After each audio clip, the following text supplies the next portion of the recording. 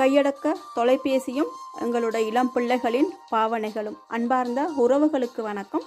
இந்த கையடக்க தொலைபேசி அப்படின்னா ஒரு காலத்தில் இது என்னன்னு கூட தெரியாது. ஆனால் இப்போ அது தெரியாதவங்க யாருமே இல்லை. ஒரு சின்ன ஒரு 5 வயசு குழந்தைய எடுத்துக்கூட அதுக்கு கூட இந்த தொலைபேசி, இந்த கையடக்க தொலைபேசியில் என்ன செய்யணும், அதுக்கு என்ன தேவை, அது தேடி பார்க்குற அளவுக்கு இன்றைக்கி பிள்ளைகளோட மூளை வளர்ந்துருக்கு. அந்த தொழில்நுட்ப வசதி அந்த அளவுக்கு நமக்கு நிறைய விஷயங்களை செஞ்சு கொடுக்குது. இன்றைக்கி நிறைய பேர் இந்த தொழில்நுட்பத்தால், இந்த கையடக்க தொலைபேசியால் நிறைய நல்ல விஷயம் நிறைய விஷயம் செஞ்சுட்டு போகிறாங்க. அதே நேரத்தில் எந்த அளவுக்கு நன்மை இருக்கோ அதே அளவுக்கு தீமைகளும் இருக்குது அப்படிங்கிறது நம்ம எல்லாருக்கும் தெரிஞ்ச விஷயம். ஆனால் தீமைகள் இருக்கும்னு தெரிஞ்சும் அதுக்குள்ளே நாமளே போய்ட்டு விழுகிறதுக்கு ஒரு முக்கியமான காரணம் இருக்குது. இன்றைக்கி இருக்கிற குழந்தைகளுக்கு ஃபோன் அப்படின்னு வேணும்னு கேட்ட கைக்கே ஃபோன், அதுக்கிட்ட கை நம்மளே ஃபோனை கொடுத்துறோம். இந்த ஏதோ ஒரு வகையில் கொடுக்குறோம். அப்போ நம்மளும் சந்தோஷப்படுறோம். அதுகளுக்கு ஃபோனை பற்றி எல்லாம் தெரியுது, அதாவது கையடக்க தொலைபேசி பற்றி எல்லாம் தெரியுது. அவங்க நல்லா அதில் ஆக்டிவாக இருக்கிறாங்க, நல்லா நிறைய விஷயம் கற்றுக்குறாங்க அப்படிங்கிறது உண்மைக்குமே எங்களுக்கு சந்தோஷம் தான். அதே நேரத்தில் அந்த கற்றுக்கிற விஷயத்தில் அதுகளுக்கு நிறைய பாதிப்புகள் இருக்குது அப்படிங்கிறத நம்ம தெரிஞ்சும் அதை மறுத்துடுறோம். இப்படியே நாங்கள் பிள்ளைகளை தொடர்ந்து விட்டுடுறோம். ஆனால் அந்த பிள்ளைகளை கையில் ஃபோனை கொடுத்து இந்த பிள்ளைகள் என்ன செய்கிறாங்க அப்படிங்கிறத தேடி பார்க்க எங்கள் டைமும் இல்லை, தேடி பார்க்க போகிறதும் இல்லை. இப்படியே கொஞ்சம் காலம் போக அவங்களுக்கு ஒரு கட்டம், 2 கட்டம், 3ஆம் கட்டம்னு சொல்லி மிகப்பெரிய ஒரு ஆபத்தான இடத்த அவங்க தேடி போய்கிட்டு இருக்காங்க. அப்படிங்கிற அந்த நேரத்தில் தான் நமக்கு தெரிய போகுது, ஐயோ நம்மளோட பிள்ளை இப்படி ஒரு கட்டான சூழ்நிலை, இவ்வளோ பெரிய இடத்துக்கு போயிட்டேன், நம்ம பிள்ளை இந்த அளவுக்கு கொண்டு வந்துட்டோமேனு அப்போ தான் யோசிக்கிறாங்க. அப்போ அந்த நேரம் யோசிச்சு எந்த ஒரு பயனும் இல்லை.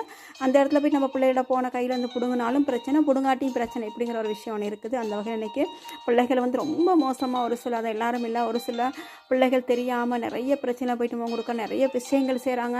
தேவையில்லாத எதை செய்யணும் எதை செய்யக்கூடாதுன்னு கூட தெரியாமல் எல்லாமே செஞ்சுட்டு போகிறாங்க. அந்த ஃபோட்டோ எடுக்கிற விஷயம், செல்ஃபி எடுக்கிற விஷயமா இருக்கும். அதே மாதிரி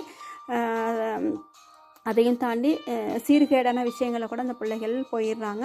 அதில் இப்போ பார்க்க போனால் எந்த ஒரு 12, 13 வயசு, ஒரு 14 வயசு எடுத்தால் கூட எல்லாரோட கையிலையும் ஃபோன் இருக்குது. அவங்க என்ன பண்ணுறாங்க, எது தேவைன்னு தெரியாமல், எது தேவைங்கிறத தேடி பார்க்க தெரியாமல் எல்லாமே போய் தேடி பார்த்து ரொம்ப மோசமாக போய்கிட்டு இருக்காங்க, வீணாக போய்கிட்டு இருக்காங்க.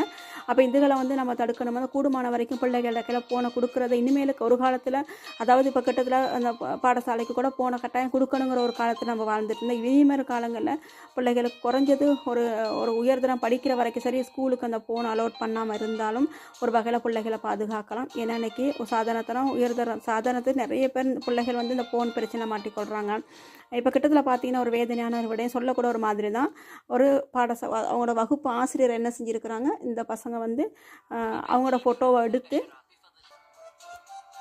அந்த ஆசிரியரோட ஃபோட்டோவை எடுத்து அதை ஒரு தவறான முறையில் அந்த ஃபோட்டோவை எடுத்து அந்த கிளாஸ் முழுக்க ஷேர் பண்ணி அது தெரிஞ்ச கடைசிக்கு அது ஒரு பெரும் பிரச்சனையாக போணுச்சு. அப்போ இது இன்றைக்கி பிள்ளைகள் மட்டும் பிள்ளை சொல்ல முடியாது, பெற்றோர் அதே மாதிரி பாடசாலையில் இருக்கிற ஆசிரியர்களுமே இதுக்கு குற்றம் சொல்ல வேண்டியது காரணம். ஏன்னா பிள்ளைகள போன்றிருந்தால் கட்டாயம் பெற்றோரை விட ஆசிரியமாக தேடி பார்க்க வேண்டிய இடத்துல இருக்கிறாங்க. அதே போல் இன்றைக்கி பிள்ளைகள் சொன்ன பேச்சு கேட்கல, குழப்பம் அப்படிங்கிற ஒரு காரணத்தை வச்சு எல்லாருமே பயப்படுறாங்க. பேரண்ட்ஸும் பயப்படுறாங்க, டீச்சர்ஸ்மாரும் பயப்படுறாங்கன்னா இந்த பிள்ளைகளை யார் கண்ட்ரோல் பண்ணுறது, இந்த பிள்ளைகளை யார் நல்வழி கொண்டு வரது அப்படிங்கிற ஒரு கேள்வி, மிகப்பெரிய ஒரு கேள்வி எல்லாரோட மத்தியில் இருக்குது.